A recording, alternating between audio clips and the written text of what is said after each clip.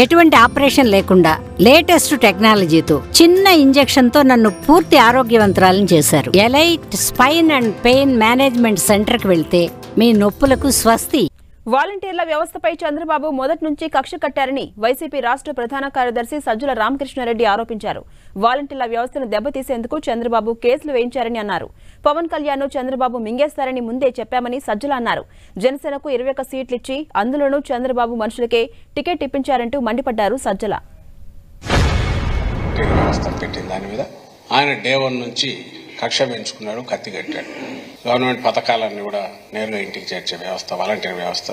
దాన్ని ఎన్నికల పేరుతో కోడ్ ఆఫ్ కండక్ట్, మన మోడల్ కోడ్ ఆఫ్ కండక్ట్, దీనికి సంబంధించి కోడ్ అప్లై అవుతున్న దాంతో ఇన్ఫ్లుయెన్స్ చేసే అవకాశం ఉంది కాబట్టి దాన్ని ఆపేయాలి, దాని ద్వారా ఈ డిస్ట్రిబ్యూషన్ జరగకూడదని ఎలక్షన్ కమిషన్ ఇందుకు సిటిజన్ ఫర్ డెమోక్రసీ అనే ఒక సంస్థను పెట్టించి దాని ద్వారా ఆపరేట్ చేసి ఈరోజు మళ్ళీ తనకు తెలియనట్టు తన థర్డ్ పార్టీ లాగా సిస్టంలోకి రావడం ఎందుకు అంటే మనకు ఈ వ్యవస్థ ఉంటే వీళ్ళు వెళ్ళి ఏదో వాళ్ళతో అందరితో ఓట్లు వేయిస్తారు, జగన్మోహన్ రెడ్డి గారికి మేలు చేస్తారు లేదా ఆయనకు ఉపయోగపడతారని ఆయనకు భయం ఉన్నట్టు.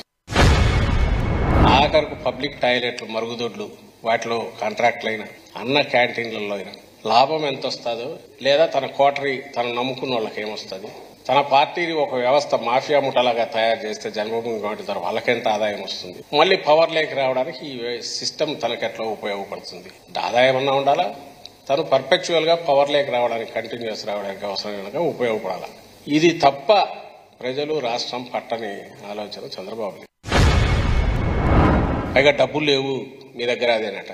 ఎవరు చెప్పినట్టు డబ్బులు లేవని.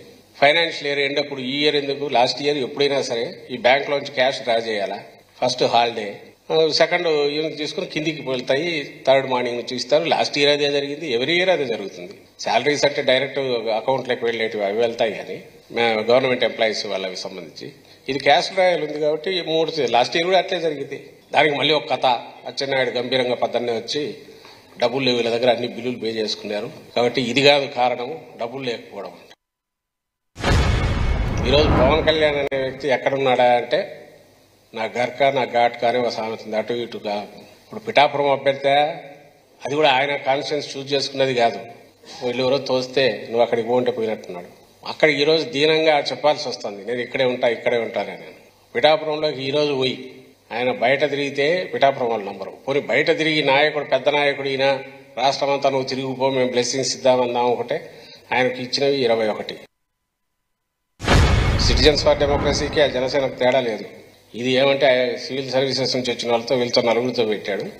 అదేమో ఆయన పవన్ కళ్యాణ్ అనే ఒక స్టార్ను తీసుకొచ్చేసి దాంతో ఓటు పెట్టాడు.